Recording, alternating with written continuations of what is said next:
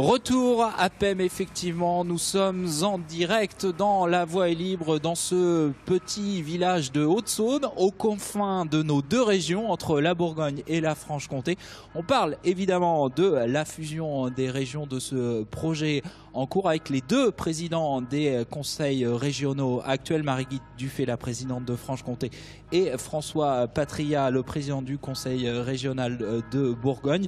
Et Lilian, dans cette deuxième partie, on va parler politique. Oui, on va faire de la politique. Alors aussi avec les questions que les internautes ont posées, parce que pendant l'émission, il y a eu un certain nombre de questions que vous avez vues à l'antenne. Continuez d'ailleurs, bien sûr, de poser vos questions. Alors avant de faire vraiment de la vilaine politique, moi, j'avais envie, parce que pour tout vous dire, juste avant le générique de l'émission, Marie-Guy Dufay a crié, parce qu'on parlait capitale des régions.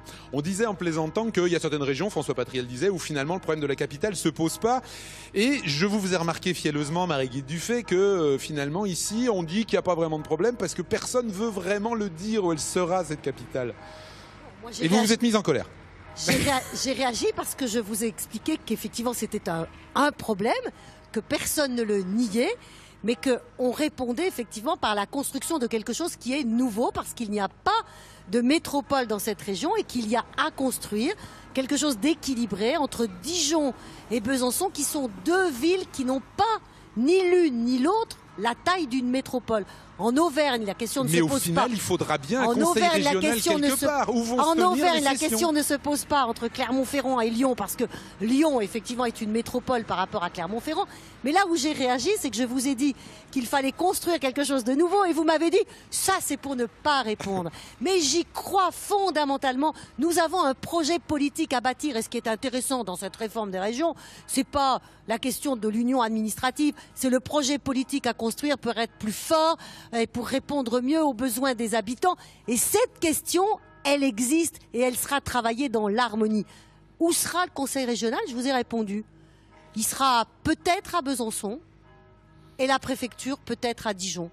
Et vice-versa. Ou peut-être l'inverse. Nous sommes en train de porter un amendement qui dit que le siège du conseil régional n'est pas forcément le siège du chef-lieu, c'est-à-dire de la préfecture. Adopté cette semaine au Sénat, il avait été proposé notamment par un député de Besançon en première lecture à l'Assemblée, Éric Alauzet. Absolument, parce que nous travaillons de concert là, avec le député bisontin, avec le maire de Besançon, et cette question, voilà, elle est en train d'être travaillée.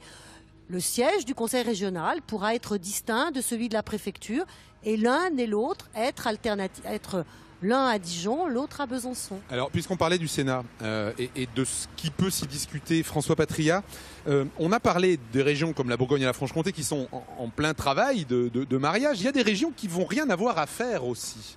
On a tendance à l'oublier, alors peut-être même plus qu'on ne le croyait, si effectivement l'Alsace reste de son côté et que Languedoc-Roussillon reste aussi de son côté par ailleurs.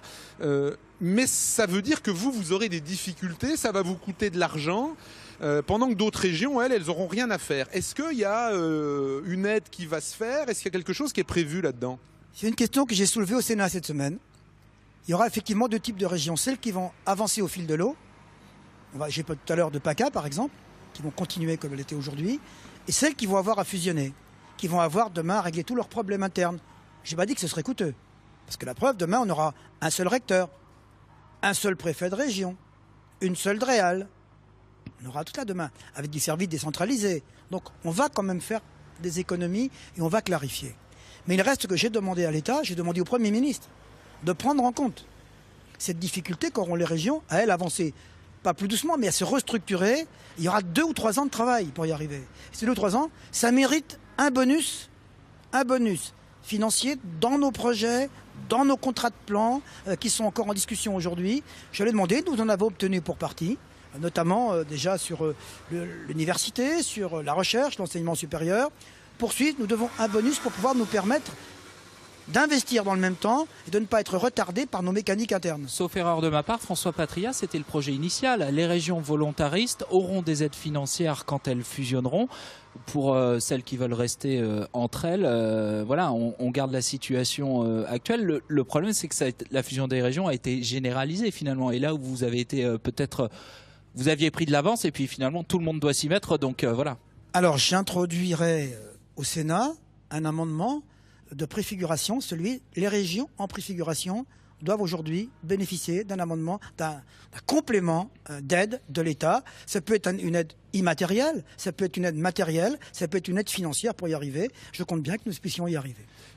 Marie-Guy Dufay, de façon plus prosaïque, on disait tout à l'heure que la politique est faite de symboles, on parlait de capital. Il va aussi y avoir des élections pour cette future grande région. On parlait de dynamisme démocratique tout à l'heure avec François Berthelon. Est-ce que vous savez, tous les deux, comment ça va se passer? Est-ce qu'on connaît le mode de scrutin des élections de ces nouvelles grandes régions? Est-ce que vous avez des détails là-dessus? Pour l'instant, on n'en a pas trop. Les élections auront lieu sur un périmètre élargi, le périmètre de la grande région. Donc ça, c'est quand même fondamentalement nouveau. Ouais. Autrement, ce sera le même mode d'élection. Une seule liste pour l'ensemble de la grande région?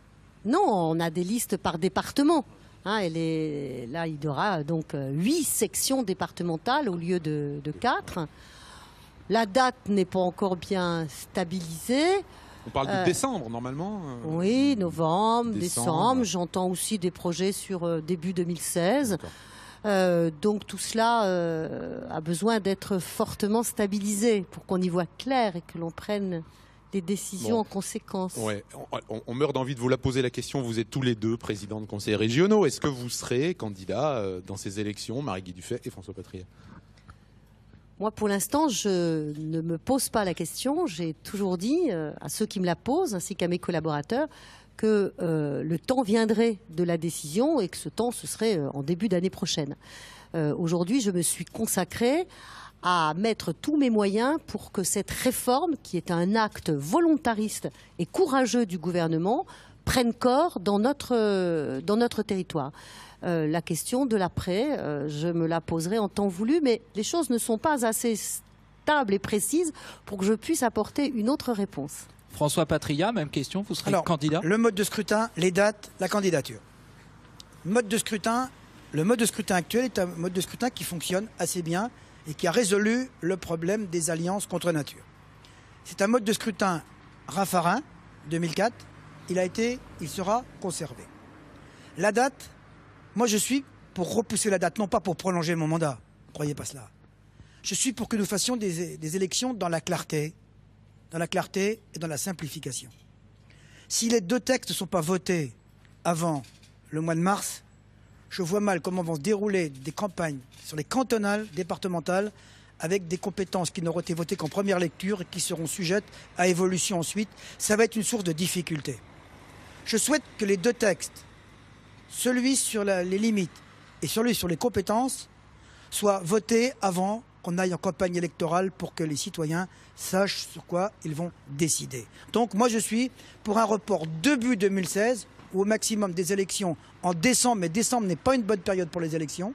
Très bien. Donc début 2016, cantonal et régional, c'est le terme échu normal des élections telles qu'elles avaient été avant. Sur la candidature, j'ai dit que je ne m'interdisais rien. Alors, je ne vais pas vous évoquer la possibilité du binôme, comme pour les cantonales. On pourrait faire un binôme ensemble. Il est hors de question. Il y aura une présidente ou un président. Le problème qui se pose dans cette candidature, c'est que la loi sur le cumul tombe en 2017. Que vous ne êtes a pas sénateur, échappé. Vous allez être réélu sénateur. Donc, je m'interroge sur la pertinence d'une double candidature pour l'instant. Ce que je peux vous dire aujourd'hui, n'a pas d'autre mandat. Ce que je peux vous dire aujourd'hui, c'est que je ne m'interdis rien. Je peux bien entendu être candidat, mais quoi qu'il arrive, la seule réponse que j'ai, c'est que je ferai tout parce que la majorité reste la majorité. Est-ce qu'il y aura une typologie particulière pour les gens qui vont mener les listes? Parce qu'on va se retrouver avec une campagne à faire dans des départements nouveaux, en fait, où les gens ne vous connaissent pas forcément. Est-ce qu'on en parle déjà dans la sphère politique de tout ça, Marie-Guy Dufay? Non, aujourd'hui, on n'en parle pas, mais on commence à se poser des questions, effectivement, et il va falloir qu'on imagine une campagne différente. Mais là, même si on ne peut pas parler de binôme, parce qu'effectivement, il y en a un ou une qui conduira la liste, on va travailler en binôme. En binôme, si c'est un franc-comtois qui tire la liste, il aura à ses côtés un second bourguignon qui l'aidera à connaître la Bourgogne et à aller au contact des bourguignons, et vice-versa. Mais voilà, cela va nécessiter de la discussion entre nous qui n'a pas commencé, mais qui ne pose pas problème a priori. Vous ferez campagne les uns les autres. Alors je précise, parce qu'on parle de la candidature socialiste, je précise que François Sauvadet, à droite, UDI, a fait acte de candidature il y a quelques jours. On va dire qu'il en parle, oui. Voilà. On va dire qu'il en parle. On est tous d'accord. Il y pense fort en se rasant. Oui, bon, voilà pour l'état des candidatures. Mais ça voudra dire quoi, une grande région en décembre 2015 ? Qu'est-ce que ce sera concrètement ? Est-ce qu'il y aura des projets communs ? Est-ce qu'il y aura déjà des décisions d'implantation du conseil régional ? Vous avez parlé du rectorat. Voilà, ce sera quoi la région au moment de la campagne ? C'est qu'on en soit où à ce moment-là ? Alors, la fusion, elle sera concrète le 1er janvier 2016. Donc tout commence après le 1er janvier 2016. C'est-à-dire qu'au moment des élections, en théorie, rien n'a commencé. Sauf que chez nous, Bourgogne-Franche-Comté, tout a commencé, puisque nous avons une quinzaine de chantiers pour faire converger complètement nos politiques, nos services. Et que quand vous parlez de projet, je pense que c'est effectivement très fédérateur de dire pour cette future grande région, quel projet nouveau. Et nous nous sommes mis d'accord, François Patria et moi, pour que ce soit sur la question de la transition énergétique, que nous ayons des projets fédérateurs nouveaux, et nous les aurons pour la campagne électorale, parce que dès janvier et février, nous nous mettons en situation de réunir nos élus régionaux et les élus du Césaire sur cette question de la transition énergétique et des projets que nous pourrions porter à l'avenir Bourgogne-Franche-Comté. On parle de ce qui va être fait. Moi, je vais casser l'ambiance en parlant de ceux qui voudraient s'en aller. On sait qu'il y a un certain nombre, le débat a eu lieu et a toujours lieu sur un certain nombre de départements qui se disent est-ce qu'on sera bien, est-ce que ce sera bien notre place ? C'est ce qu'on appelle, c'est en discussion en ce moment au Parlement, c'est ce qu'on appelle le droit d'option, la possibilité de s'en aller ou de pas s'en aller. On va dire que globalement, la position du gouvernement, c'est que le droit d'option, il soit quasiment impossible, puisqu'il faudrait que la région de départ donne son accord. Non. Est-ce que c'est changé, c'est changé. Non, ça a changé. Voilà, justement, les nouvelles modalités sont les suivantes. Expliquez-nous. Il faut qu'il y ait les 3/5 dans la région qui reçoit et les 3/5 dans le département qui veut partir. Les 3/5 de la majorité des élus du conseil régional. Des élus. Très bien. Pour ce qui est de la région de départ, il faut qu'elle réunisse les 3/5 contre. Donc c'est un peu assoupli. Là, ça change un petit peu assoupli, ça reste difficile quand même. Alors, c'est souhaitable que ce soit difficile de votre point de vue ? Bien entendu, mais là, le droit d'option, c'est 2019. Ce que j'ai d'abord, il ne se pose pas pour beaucoup de départements de nos deux régions. Pour un, auquel vous pouvez penser, le territoire de Belfort, pour lequel il se pose. Il reste que d'ici là, la fusion, elle aura déjà 3 ans. Est-ce que si on a fait la démonstration que nos deux régions sont capables de coopérer, et quand vous posez la question tout à l'heure comment les choses avancent, nous réfléchissons aujourd'hui à un contrat de plan commun que nous co-construisons. Nous réfléchissons aujourd'hui à un futur budget commun. Les choses ont déjà avancé. L'idée, c'est de donner envie au département de ne pas s'en aller. Voilà.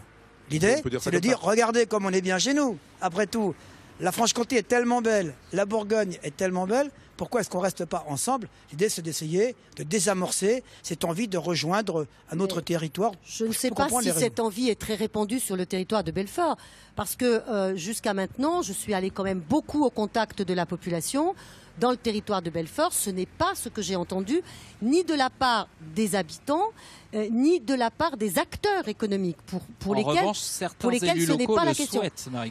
Voilà, mais peut-être que certains élus le souhaitent, je ne vois pas les habitants, la population le souhaiter massivement. Écoutez, on va terminer là-dessus. J'en profite juste pour dire que justement, la semaine prochaine dans La Voix est libre, on parlera de l'avenir du territoire de Belfort, La Voix est libre en Franche-Comté. Lilian, et en Bourgogne, ce sera sur le futur parc national des forêts de Bourgogne et de Champagne. Voilà. Bon, très bien. Merci en tout cas à tous les deux d'avoir participé à cette émission. Merci à vous de nous avoir suivis.